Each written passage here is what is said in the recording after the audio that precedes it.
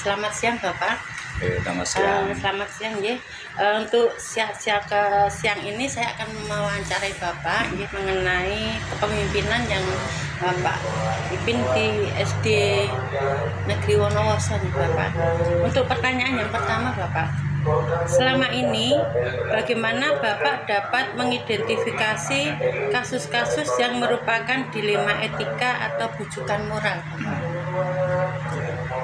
Terima kasih. Di dalam satu sekolah itu pasti ada satu persoalan yang akan kita hadapi, dan bisa jadi itu masuk pada dilema etika, bisa jadi itu masuk pada bujukan moral. Ini akan tampak pada sisi positif dan negatifnya, karena seperti itu.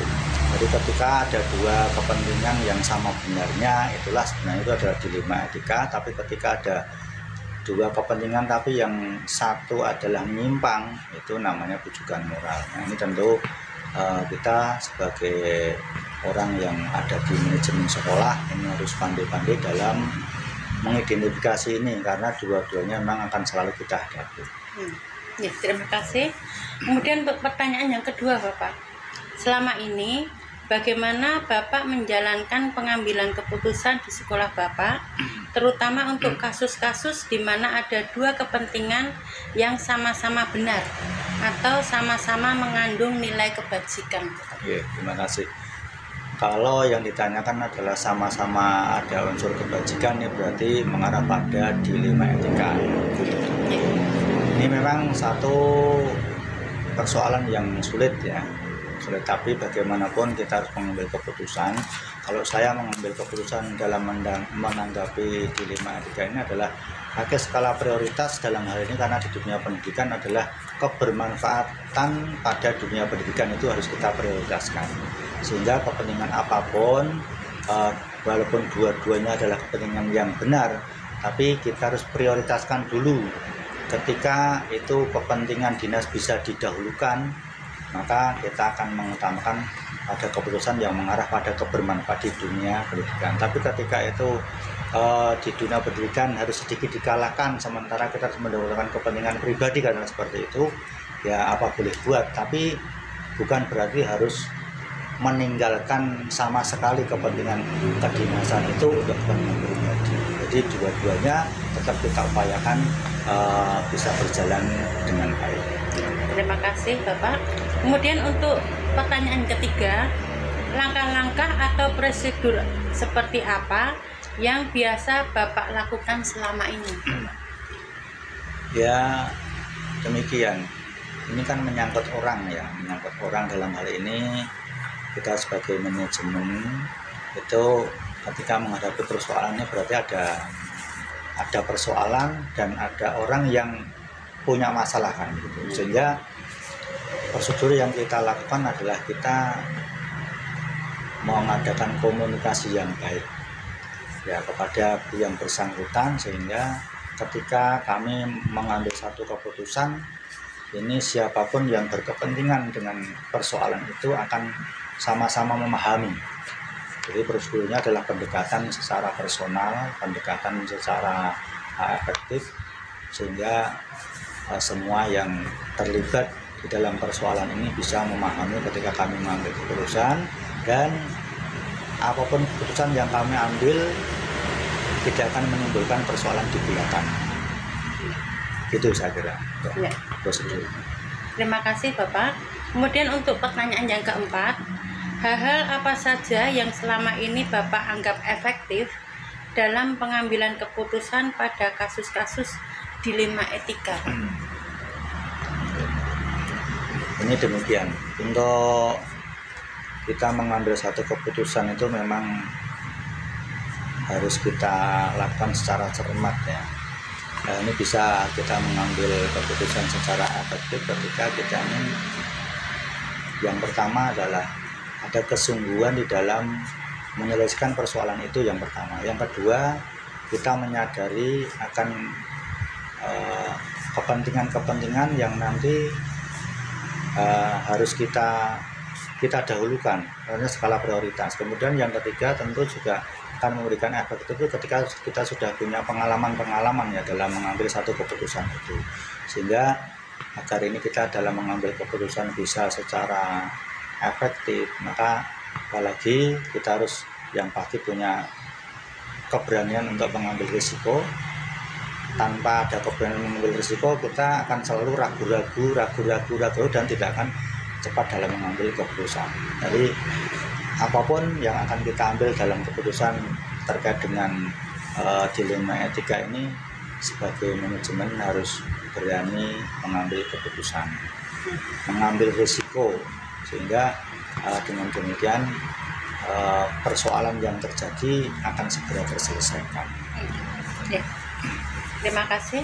Kemudian untuk pertanyaan selanjutnya Bapak, hal-hal apa saja yang selama ini merupakan tantangan dalam pengambilan keputusan pada kasus-kasus dilema etika Bapak?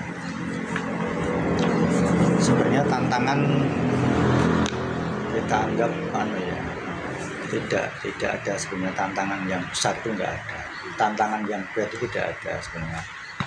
Yang terpenting adalah bagaimana kita ini membangun komunikasi. Jadi antar warga sekolah yang biasa menimbulkan persoalan dilema etika itu memang kita bangun situasi kekeluargaan, kita bangun situasi yang nyaman, sehingga walaupun terjadi persoalan yang kita katakan dilema etika ini ya seolah-olah tidak terjadi persoalan gitu. Sehingga persoalan sebesar apapun akan bisa kita selesaikan dengan kepala dingin, dengan baik, dengan kekeluargaan seperti itu. Jadi intinya harus kita bangun ya situasi kekeluargaan itu dengan sebaik-baiknya. Walaupun kita di lingkungan kedinasan, tapi bagaimanapun sebagai warga sekolah ini adalah satu keluarga, satu tim yang harus berjalan bergerak bersama. Ya, terima kasih untuk jawabannya Bapak.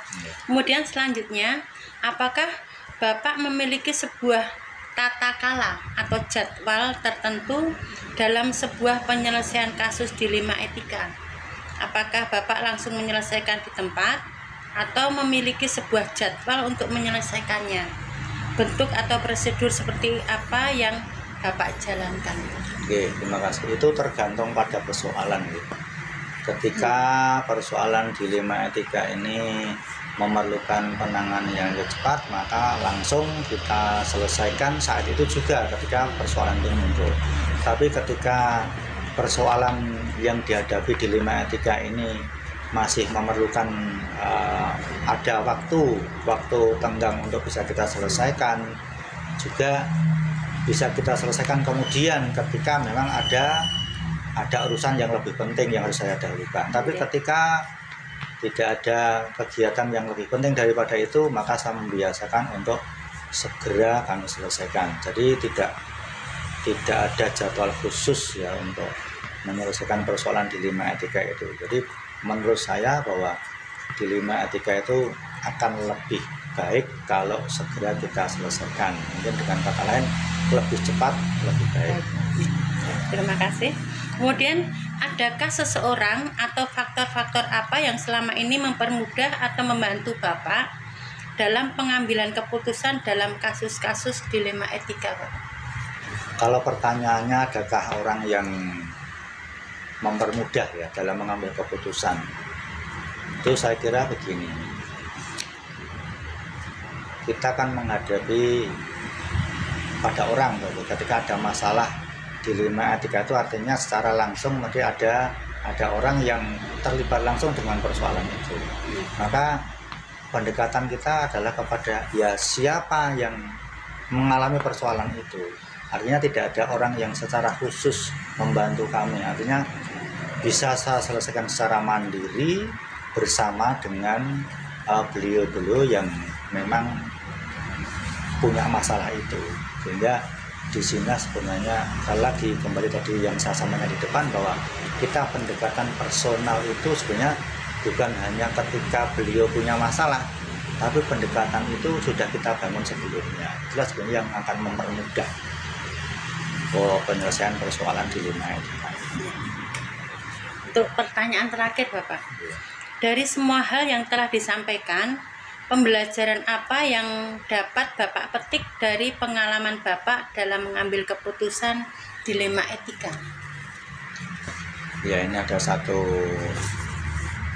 pelajaran yang penting ya, ketika kita mengambil keputusan dilema etika ini, bahwa kita sadar bahwa ketika kita sudah mempersiapkan segala program kegiatan yang kita jalani dengan baik, ternyata di suatu saat itu pasti ada kendala yang muncul, dan kendala itu kadang-kadang memang memerlukan satu penanganan yang serius, sehingga